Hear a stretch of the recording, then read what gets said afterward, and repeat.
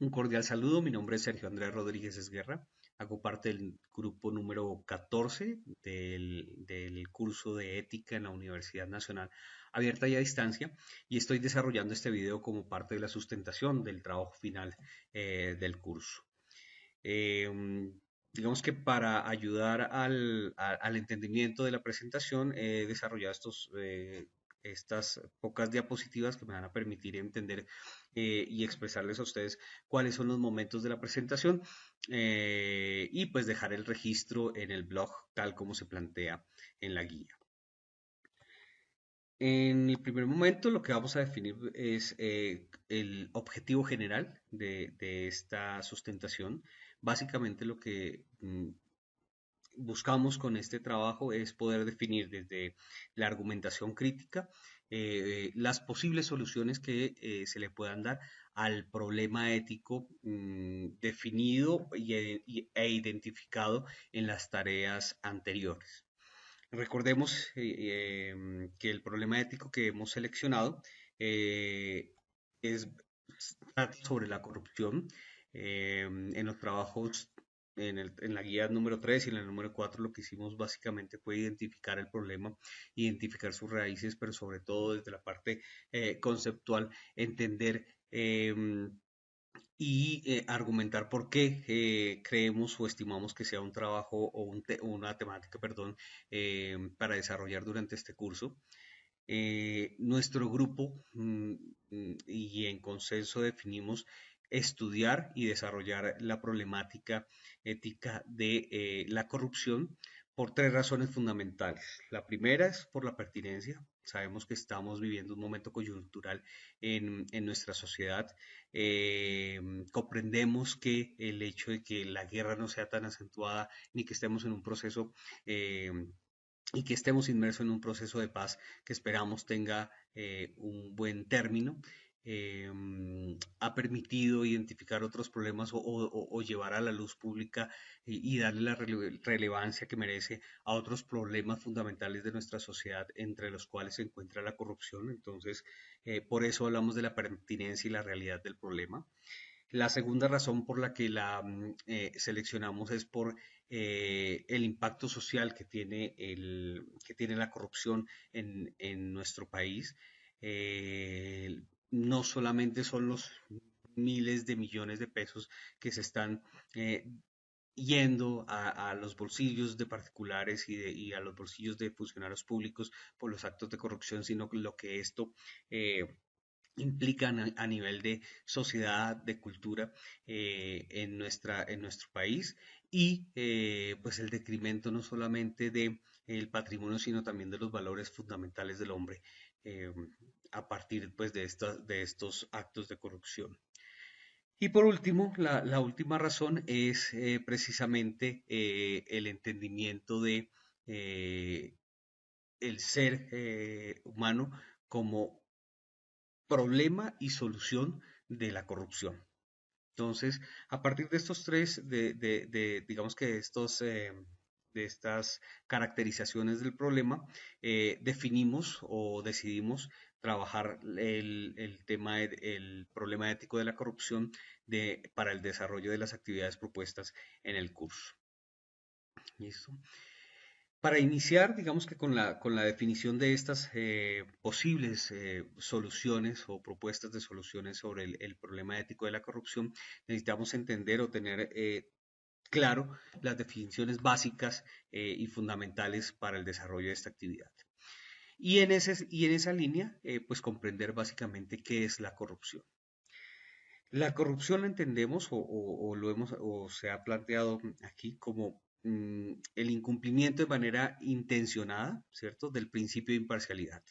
Es el hecho de que yo, bien sea como un funcionario público privado o como un trabajador de una organización privada, a partir de las funciones que me han delegado, las use para beneficiarme y para beneficiar a otro, ¿cierto? En un acto de corrupción siempre hay dos partes, una parte que está dispuesta a entregar unos beneficios para recibir, por supuesto, otros a cambio, y por supuesto hay otra parte que está, digamos que en disposición de recibir ese soborno en la especie que sea, dinero, especie, beneficios, etcétera, para ayudarle a esa persona a tener a esa persona o a esa organización a tener ese beneficio. Eh, Desde luego que lo caracteriza también o caracteriza también a la corrupción el hecho de ser un delito que se comete a partir del aprovechamiento de mi cargo o del cargo en el cual me encuentro para tener esa ventaja ilegítima que va a beneficiar a un tercero y entender, así como en las razones que nos llevaron a elegir la corrupción como el tema a desarrollar, pues entender también que la corrupción es una elección personal, ¿cierto? Es una elección que involucra, desde luego, los principios éticos y morales del individuo y que trasciende, por supuesto, al ser un tema tanto ético como moral, trasciende y afecta a toda la sociedad.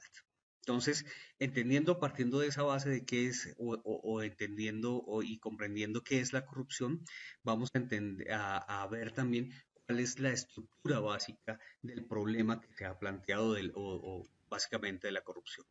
Entonces, en la corrupción, digamos que tenemos dos, podríamos decir, dos vertientes o una fuente primaria y digamos que una entidad o una organización que se corrompe por esta acción o por este querer de la parte de esta primera fuente de tener esta ventaja ilegítima. Entonces, si se fijan, aquí tenemos, digamos que las entidades privadas y las públicas. Aquí hay que entender muy bien y delinear y delimitar muy bien que si bien hay corrupción privada y hay corrupción pública, nos vamos a centrar en este trabajo básicamente en la corrupción pública. ¿Por qué?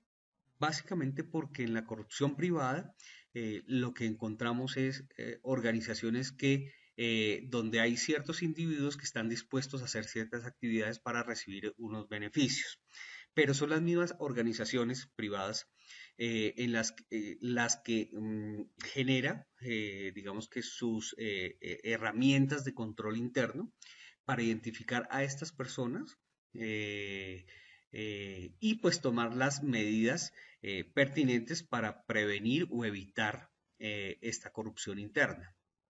Ahora bien, si bien esta corrupción interna puede trascender a un ámbito penal, ¿cierto? Vemos investigaciones de la misma fiscalía, por supuesto, hacia organizaciones privadas. Hace poco y pasando hace nada el Mundial de Fútbol, veamos que la Federación Nacional de Fútbol estaba involucrado en un escándalo de corrupción respecto a la venta de los abonos para el Mundial de Rusia precisamente. Pero normalmente esto surte otros procesos internos donde la depuración se hace internamente. Por supuesto, los procesos van hacia la fiscalía, pero hay otras entidades de control como las supersociedades y demás que tienen la autonomía de poder intervenir en este tipo de escándalos.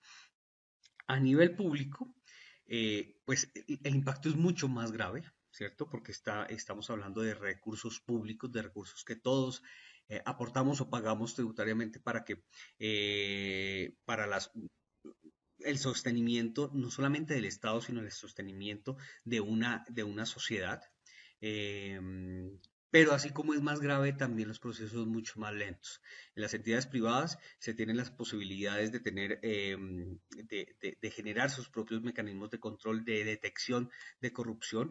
Y si bien puede ser una opción una política, como en el caso de Obredesh, que es una política empresarial, el dar prebendas y dineros a los funcionarios públicos para que sean beneficiados con los contratos, pues digamos que al interior, si cuando no es una política corporativa, pues desde luego que hay una voluntad de los dueños, de los accionistas y de la organización de prevenir esta corrupción. En el sector público, pues ya lo sabemos y más con una ley tan laxa como la que hay respecto a la corrupción en Colombia, pues los procesos son más complicados, los entes de control están permeados por la misma corrupción y eso implica que la eficacia de la justicia sobre el actuar sobre la corrupción pública pues sea mucho más complicado. ¿Listo? Entonces, estos son los dos matices de la corrupción. ¿Qué busca la corrupción? Una ventaja ilegítima, como lo decíamos hace unos momentos. Es darle una ventaja a alguien o a una organización o a una persona para que obtenga un beneficio y a partir de que esa persona obtenga ese beneficio, yo también o el corrupto se beneficie, ¿cierto? Reciba un dinero, reciba unos otros beneficios a cambio de su actuar o de su abuso de poder, porque a fin de cuentas está, digamos que, aprovechándose de sus funciones y su cargo para dar estas ventajas, ¿cierto? Y digamos que en la base de todo el problema, por eso lo he colocado como el último peldaño, pero es el que sostiene toda esta, digamos que toda la estructura eh, de arriba, la estructura superficial, es el hecho de encontrar personas con actitudes, acciones y disposiciones personales hacia la corrupción. O sea, personas que están dispuestas a hacer ese acto de corrupción. Entonces, en los foros del curso se discutía el tema de algunas medidas que entrarían dentro de la ética, como por ejemplo crear incentivos económicos hacia los funcionarios públicos para prevenir la corrupción. Y esto a lo que nos lleva básicamente es al entender que si usted no me da un beneficio económico, si usted no me paga a mí, yo voy a buscar la forma de recibir ese dinero por otro lado, con las múltiples excusas que se puedan poner, porque mi sueldo es bajo, porque no alcanzan mis gastos, porque mis gastos son superiores a lo que gano, porque deseo simplemente una mejor vida, etcétera. Entonces, si bien son opciones que tienen las sociedades y los gobiernos de incentivar a sus usuarios, a sus servidores con dinero para que no sean corruptos, desde luego que no es una solución dentro de la moral y la ética, ¿cierto? Lo que le estamos diciendo es, le voy a pagar a usted para que no robe al Estado, ¿cierto? Y pues el mensaje que deja es, si no le pago, usted tiene la libertad para ir a buscar ese dinero a otro lado. Usted tiene la libertad para ir a robar a la entidad, ¿cierto? Y al Estado y a la sociedad. ¿Ok? ¿En qué repercute esto? ¿Cuáles son las consecuencias de precisamente de la corrupción? Entonces, el primero es la destrucción de los organismos de control. El corrupto siempre va a buscar tratar también de inmiscuir a ese ente de control que lo vigila. ¿Para qué? Para que en el momento en que lo descubran, en el momento en que se quede a la luz su acto, pues él pueda tener ese as bajo la manga y no ser juzgado con la severidad que corresponde o simplemente no ser juzgado por su acto de corrupción. La segunda, digamos que la segunda repercusión de la corrupción está asociada a una política de corto plazo. Esta política, digamos que de corto plazo, a lo que hace referencia es que cada persona que se sienta en ese puesto con cierto poder para definir la entrega de un contrato, la definición o no de un acto de corrupción que pueda beneficiar a otro, lo que va a tener lo que va a hacer, tratar de hacer, es de aplicar de aplicar una política a corto plazo para que en ese corto tiempo que pueda estar en un puesto público, pues pueda optimizar sus ganancias de acuerdo a sus intereses. Entonces vemos temas como, por ejemplo, el Metro de Bogotá, donde el Metro de Bogotá tiene cientos de estudios o decenas de estudios, pero ninguno son válidos para las siguientes administraciones y para darle continuidad al proyecto del Metro de Bogotá.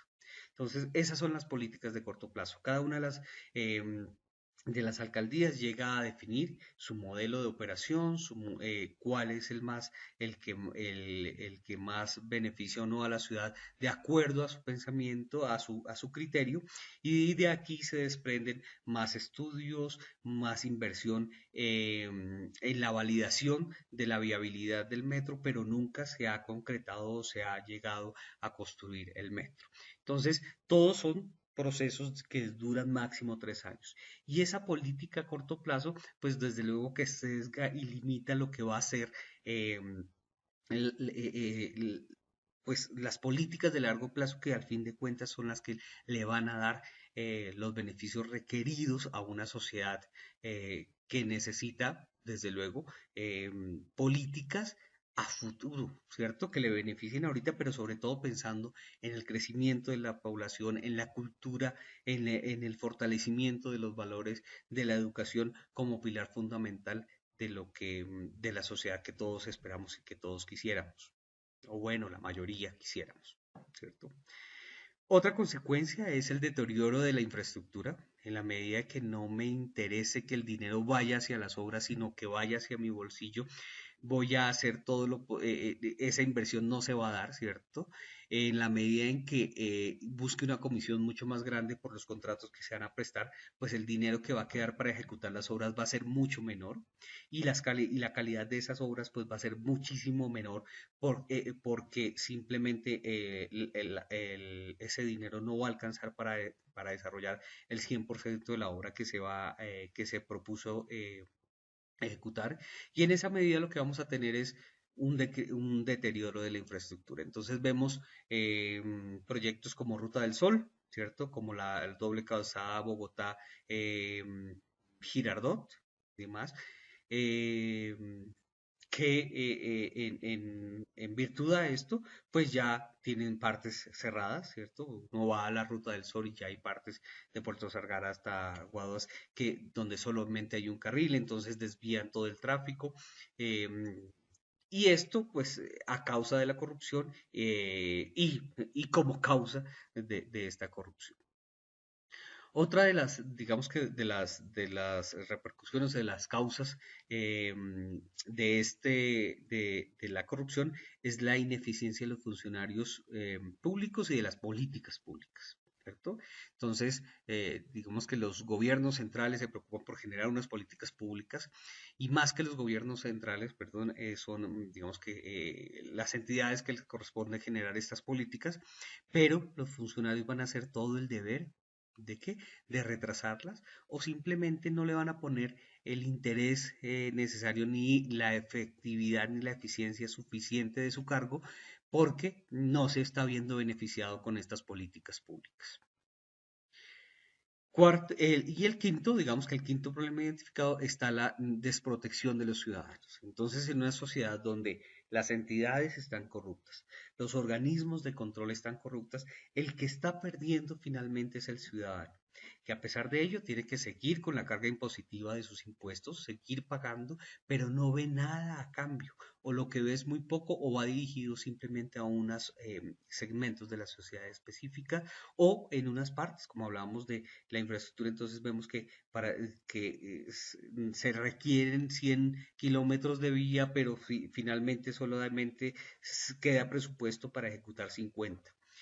Y en esa línea, quien más va a perder es quien menos tiene que ver en el problema, ¿cierto? ¿Por qué? Porque el ciudadano finalmente no tiene control sobre el gasto, no tiene forma de definir hacia dónde van esos dineros, ¿sí? Y pues tampoco, digamos que toma acción sobre cómo hacer la inversión de esa inversión o el control de esa inversión. ¿Listo?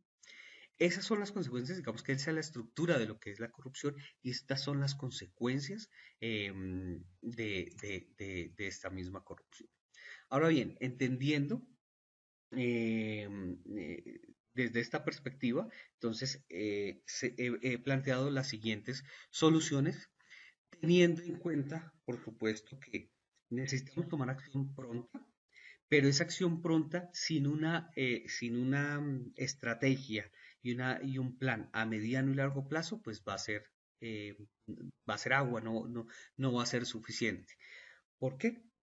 Porque podemos controlar la corrupción de aquí a un año, 2 años, 3 años, pero hay un cambio de gobierno y de inmediato van a cambiar las políticas. Y si no estamos pensando a mediano y largo plazo, pues estas políticas, como veíamos con antelación, pueden ser rápidamente debatidas, rápidamente eliminadas a conveniencia del gobierno que llega o a conveniencia del funcionario que esté sentado en ese cargo en ese momento. Entonces, pensando en estos tres momentos, también hemos definido tres pilares fundamentales que van desde lo personal, ¿cierto? Como la base fundamental, o sea, desde el ser convencido de su actuar como eh, perteneciente a una sociedad, desde la política pública, ¿cierto? Y desde la misma sociedad, que debería tener control y debería tomar acción sobre este flagelo y esta problemática social. Entonces, hablando de las acciones y de las posibles soluciones de manera puntual, se ha planteado la primera, que es una política de Estado anticorrupción. Entonces, es fundamental, y no es una propaganda política, es fundamental que se defina una ley anticorrupción. Hoy en día se está promoviendo una ley alrededor de este tema y sería extraordinario que todos pudiéramos participar. Ahora, aquí caemos también en el círculo vicioso de tener que validar por mayorías al ser una consulta, y por una mayoría tan elevada como 12 millones o algo más de 12 millones de votantes, cuando entendemos y nos queda claro que hay una polarización muy marcada en el país y que muchas de las acciones que se piensan tomar van directamente en contra de los políticos, que son quienes manejan, digamos que, las opiniones en ciertos eh, digamos que, en ciertos tipos de votantes. Entonces, pues esto también, digamos que deja en una encrucijada el tema de que tenga que ser a través de un plebiscito por falta de la misma voluntad política eh, de sacar adelante una ley anticorrupción por el proceso normal, que es llevar el proyecto ante el Congreso, generar sus debates y pues la aprobación de lo que se define ahí. Y tiene de bueno, por supuesto, el hecho de que si sale, pues sale en los términos que se plantea la consulta y no está sometido a una serie de cambios o de amaños que se puedan hacer en todos los procesos de debate dentro de un congreso, dentro de una cámara y demás. Entonces, la solución está encaminada hacia la política de Estado anticorrupción, una ley fuerte anticorrupción.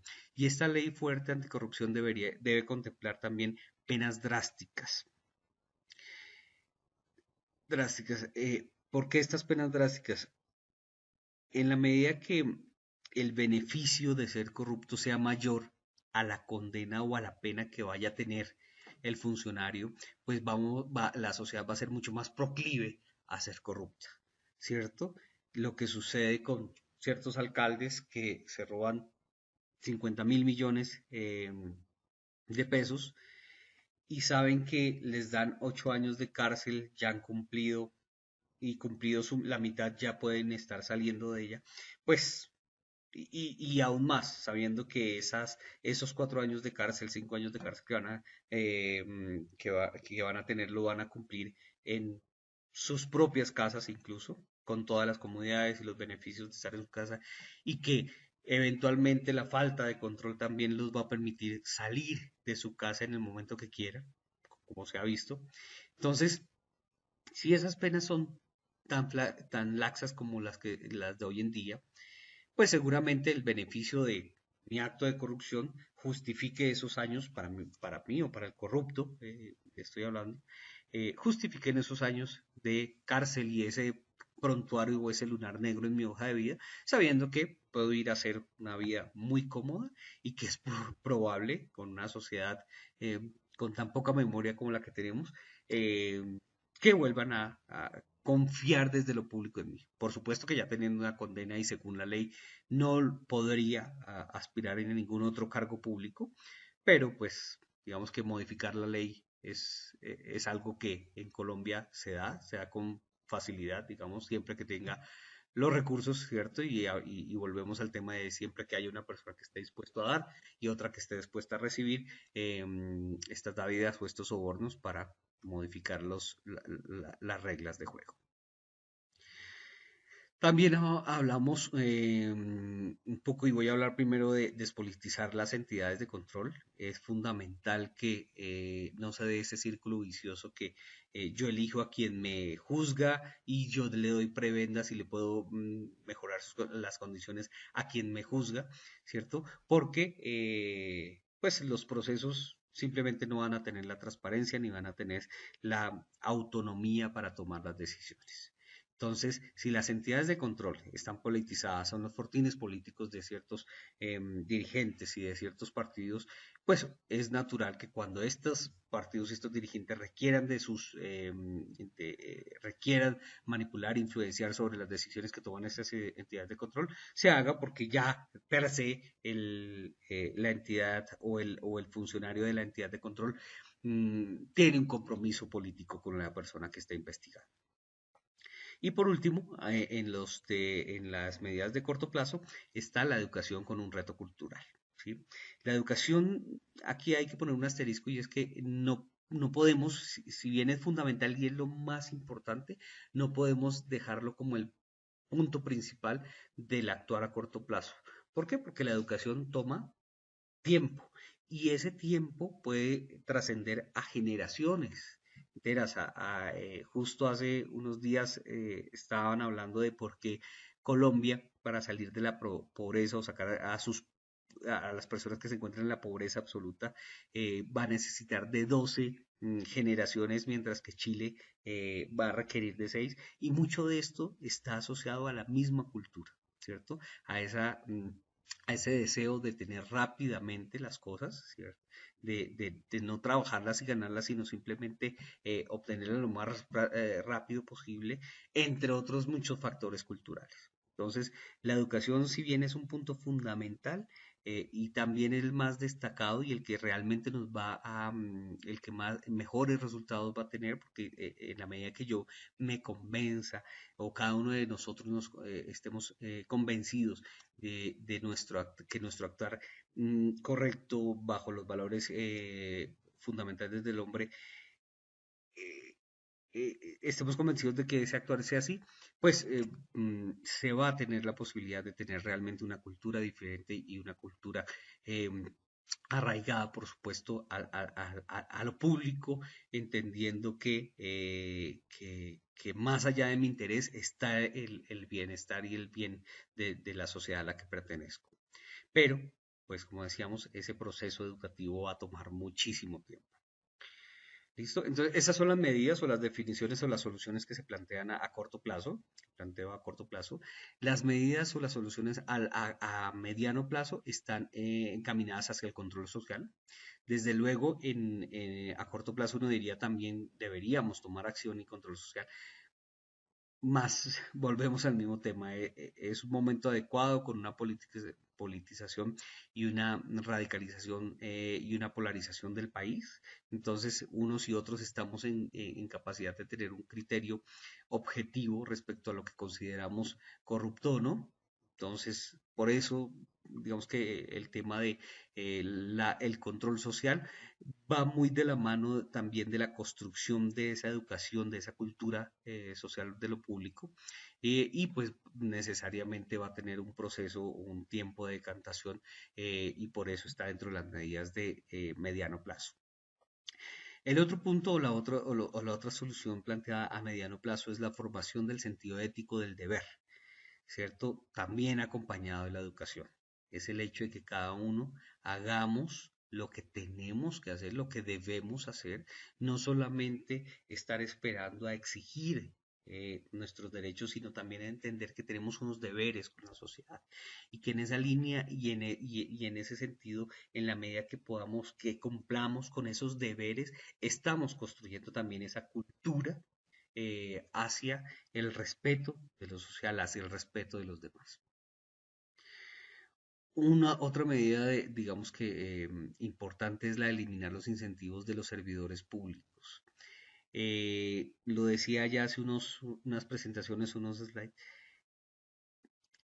Sí puede ser una medida que pueda beneficiar a la sociedad, ¿cierto? Si yo le pago mejor al funcionario público, es posible que él no vaya a ser, dejarse sobornar o ser corrupto, pero lo que traduce esto es como si la corrupción fuera un problema que atañe a la pobreza, al pobre, al que no le alcanzan los recursos para hacer.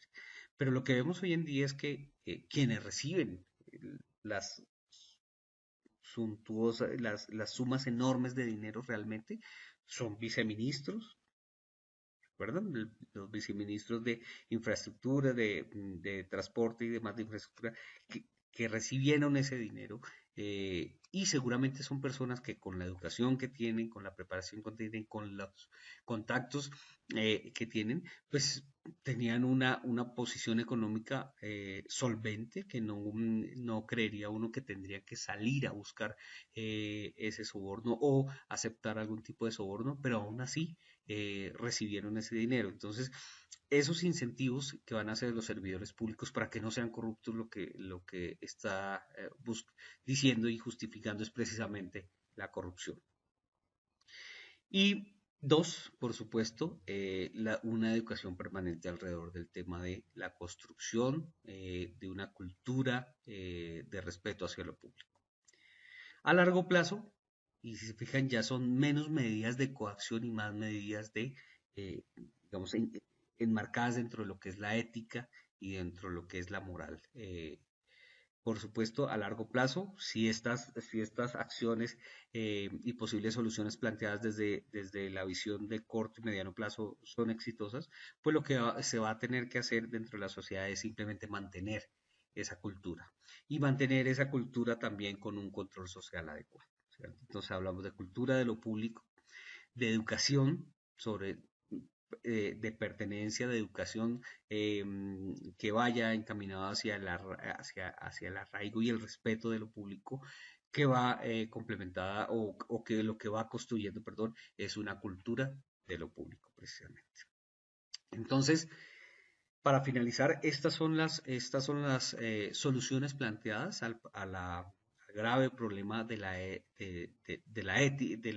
ético, perdón, de la corrupción, eh, que buscan, digamos que para algunos casos, sobre todo los de corto plazo, mitigar el problema, pero tener también muy claro cuál es la visión a futuro y cuáles son las acciones a futuro que se deben adoptar dentro de la sociedad para ojalá fuese así, erradicar la corrupción de nuestra sociedad.